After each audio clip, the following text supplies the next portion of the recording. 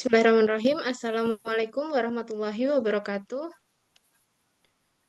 Waalaikumsalam warahmatullahi wabarakatuh.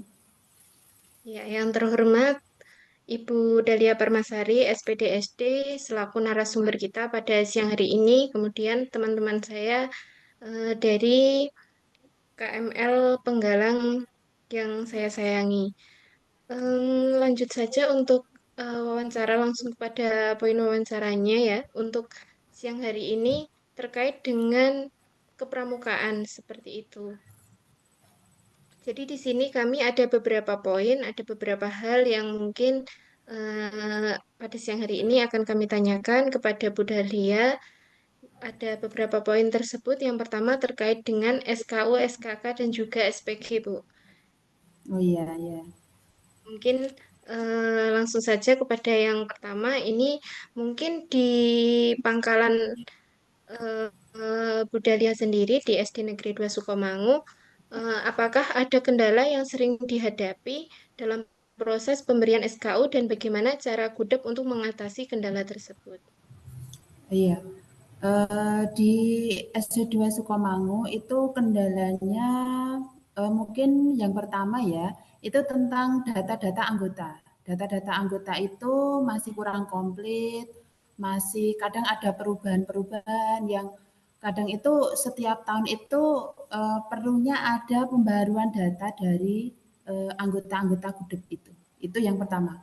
Kemudian masalah yang kedua mungkin tentang pendanaan ya, finansial jelas itu karena mengingat SD kami itu SD kecil, jadi hal yang paling krusial, yang paling dalam SKU, maaf SKU ini ya, iya itu. Kemudian yang ketiga fasilitas, fasilitas kami karena kami SD kecil terus jelas fasilitas kami tidak seperti SD-SD besar di kota yang di mana mereka memiliki kelengkapan alat yang lebih komplit untuk melakukan berbagai kegiatan kepramukaan itu. Itu masalahnya yang ada di kendalanya yang ada di sekolah kami. Kemudian pertanyaan berikutnya tadi apa Mbak Dewi? Ya, jadi bagaimana cara dari Gudep sendiri untuk mengatasi kendala-kendala tersebut? Iya. Eh, untuk mengatasi kendala-kendala tersebut, Gudeg bekerja sama dengan ranting ya, ranting yang ada di kecamatan tentang masalah-masalah yang ada di Gudeg kami, kemudian menjalin kerjasama dengan masyarakat, terutama wali murid yang ada di sekolah kami, yang alhamdulillah mereka sangat mendukung sekali dengan kegiatan kami. Mereka tahu keterbatasan yang ada di sekolah kami dan mereka dengan senang hati mau membantu apa-apa yang kurang dari kegiatan pramuka di sekolah kami. Kemudian desa juga, desa alhamdulillah juga membantu kegiatan dengan cara menyediakan lapangan yang bisa kami manfaatkan sewaktu-waktu ketika kami akan mengadakan kegiatan kepramukaan itu. Ya, baik, terima kasih Ibu. Kemudian untuk yang selanjutnya, bagaimana cara Gudep itu memotivasi para anggotanya untuk meraih SKK dan memberikan dukungan yang diperlukan seperti itu? Memotivasi cara cara Gudeg memotivasi dengan cara melibatkan mereka secara langsung dalam pengambilan program, menyusun program, kemudian pelaksanaan program tersebut. Jadi mereka anggota Gudeg itu merasa memiliki tanggung jawab dengan apa yang sudah diprogramkan bersama. Kemudian untuk yang selanjutnya terkait dengan SPG, mungkin seberapa sering diadakan pertemuan seperti itu, pertemuan sangga untuk membahas terkait dengan SPG dan bagaimana proses untuk mengevaluasinya. Pertemuan sangga biasanya dilakukan 2 minggu sekali ya. Kemudian evaluasi yang dilakukan meliputi evaluasi diri, kemudian evaluasi kelompok, dan juga evaluasi pembina pramuka sendiri. Itu juga timing waktunya atau waktunya itu berbeda-beda. Baik, Ibu, itu untuk pertanyaan dari saya. Mungkin untuk yang selanjutnya, pertanyaan Ya, selanjutnya bisa dilanjutkan oleh teman saya. oke, Bu silakan. Dahlia, saya mohon izin untuk menanyakan terkait dengan program kerja nih, Bu. Pertanyaan yang pertama, apa saja program kerja utama yang telah dilaksanakan di Gudeg dalam 1 tahun terakhir dan apa capaian yang telah diperoleh? Oh iya, program kerja kami itu adalah melatih gudeg kami. Kami kan ada pramuka siaga dan pramuka ini ya ini ya, terutama yang pramuka siaga kami mengenalkan tentang dasar-dasar pramuka dulu karena masih anak-anak kelas 1, 2, 3 mulai dari sejarah kepramukaan itu saja kemudian PBB itu yang nyata kami laksanakan dan kami juga mengevaluasi setiap kegiatan yang kami lakukan apakah itu mengalami perkembangan anak-anak tersebut atau adik-adik tersebut mengalami perkembangan yang berbeda dengan sebelumnya. Kemudian untuk pertanyaan yang selanjutnya, bagaimana cara Gudeg menyusun program kerja yang menarik dan relevan dengan minat serta kebutuhan anggota? Ya, ya seperti yang tadi saya jawab ya, dengan melibatkan anggota dalam penyusunan program dan pelaksanaan program, sehingga program itu tidak terlalu kaku dan terlalu monoton sehingga anggota sangat antusias dalam melaksanakan setiap program itu berjalan. Jadi dengan melibatkan anggotanya. Iya. Kemudian untuk pertanyaan terakhir dari saya, bagaimana Gudeg melibatkan anggota dalam perencanaan dan pelaksanaan program kerja? Halo. Halo, mohon maaf Iya. Ibu, saya Iya. ulangi nggih, Bu, mungkin Iya, boleh, sinyalnya. boleh. Boleh, boleh. Bagaimana cara Gudeg melibatkan anggota dalam perencanaan dan pelaksanaan program kerja? Dengan cara saling berkoordinasi dengan anggota, kemudian bersama-sama membuat SOP yang jelas dalam gudeg kami. Baik, Bu, terima kasih. Untuk pertanyaan selanjutnya akan dilanjutkan oleh anggota yang lain. Oke. Baik, Bu, terima kasih. Akan saya lanjutkan. Saya akan memberi pertanyaan terkait postur pembina. Nah, untuk pertanyaan yang pertama, menurut Ibu Dahlia sendiri, apa saja peran penting seorang pembina dalam membina pramuka penggalang? Ya. Pembina pramuka penggalang itu sangat penting sekali karena eh, pembina pramuka penggalang itu sangat penting karena kami itu menjadi contoh dari mulai semua gerak-gerik kami, semua eh, maksudnya seragam kami saja itu sudah mereka lihat dari berbagai sisi ya. Jadi akan mereka contoh pasti. Kalau kami berpakaian rapi saja, mereka tentu akan mengikuti. Seperti itu. Kemudian peran penting kami itu ya memberikan contoh teladan yang bagus seperti nilai-nilai ketuhanan, nilai-nilai kemanusiaan kami berikan kepada para anggota pramuka di gudeg kami.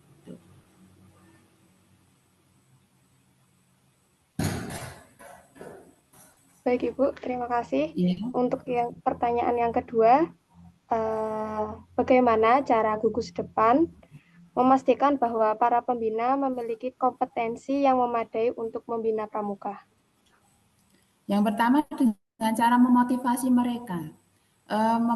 mereka untuk mengikuti mungkin KMD, kemudian dilanjutkan KML dengan kami berkoordinasi dengan ranting untuk mengadakan kegiatan tersebut karena ada beberapa anggota di gudeg kami yang belum mengikuti kegiatan tersebut.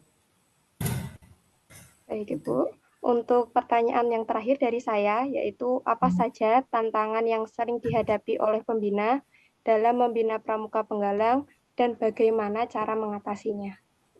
Oke, yang pertama adalah kedisiplinan mereka. Anak-anak penggalang itu kedisiplinan karena mereka itu sudah usianya sudah memasuki masa puber, terutama mungkin mereka sudah mulai mengeksplor lingkungan ya. Jadi ketika akan latihan pramuka itu, kalau yang kecil-kecil udah siap, itu yang penggalang itu malah kadang-kadang malah masih asik bermain sendiri. Itu yang jadi masalah bagi kami itu jadi tantangan tersendiri ya untuk mendisiplinkan mereka untuk tepat waktu saat akan mulai kegiatan. Jadi solusinya ya kami membuat jadwal dan kami segera siap ketika jadwal itu sudah dimulai. Jadi kami pun sebagai pembina memberi contoh kepada mereka agar mereka itu mengikuti kalau kedisiplinan itu memang hal dasar yang harus mereka eh, mereka ketahui.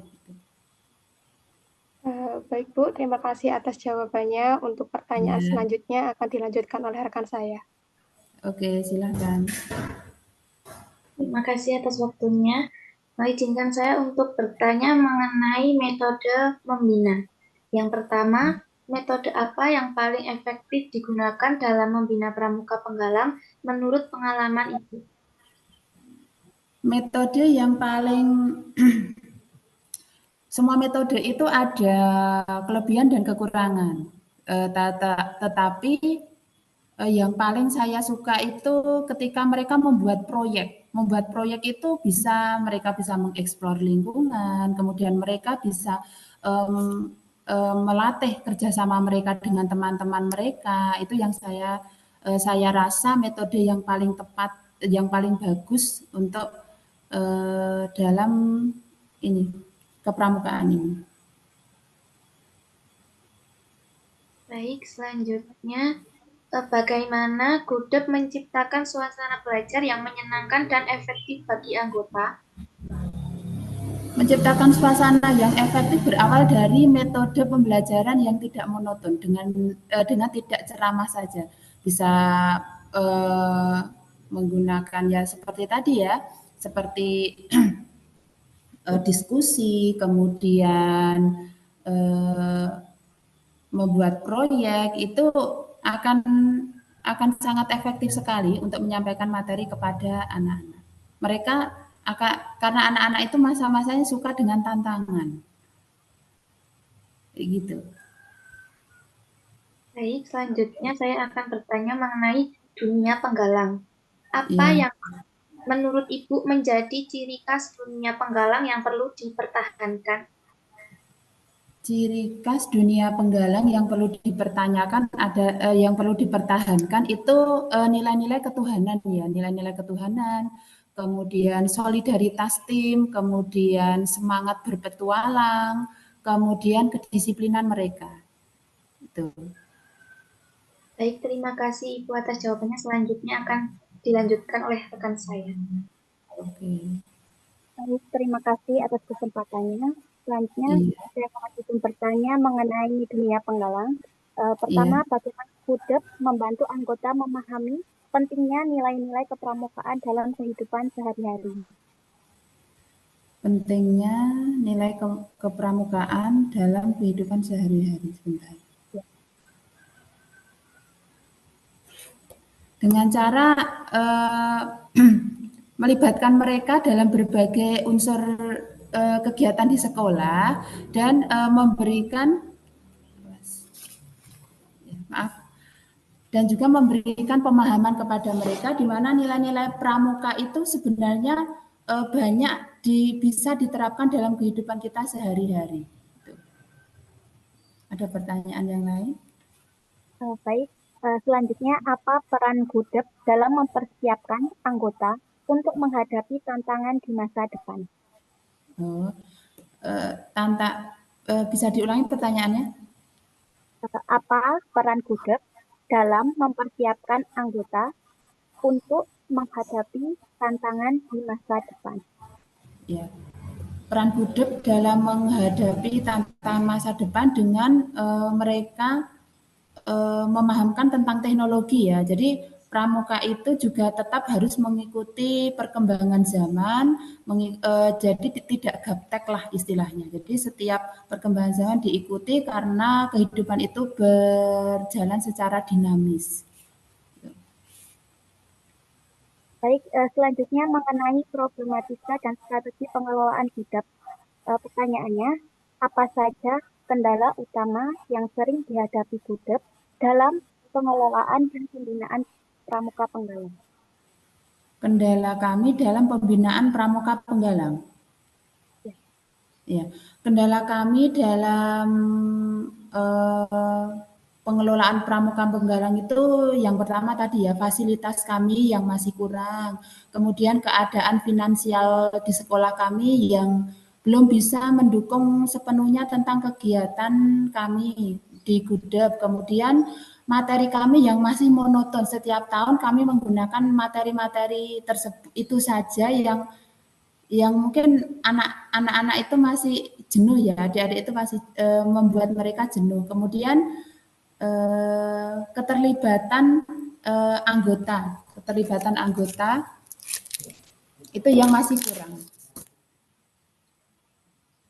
Tuh. Baik, terima kasih atas jawabannya. Selanjutnya akan dilanjutkan oleh rekan saya. Baik, mohon izin Ibu untuk melanjutkan pertanyaan. Iya. Bagaimana Gudep mengatasi masalah kekurangan sumber daya manusia seperti pembina atau dana? Kalau sumber daya pembinanya kekurangan itu kami akan meminta kerjasama dengan kuartir ranting ya, kami di kecamatan untuk membantu kami ketika melaksanakan kegiatan. Kemudian kalau masalah dana kami meminta bantuan kepada wali murid yang ada di sekolah kami, di Gudep kami. Gitu. Baik, terima kasih untuk pertanyaan selanjutnya.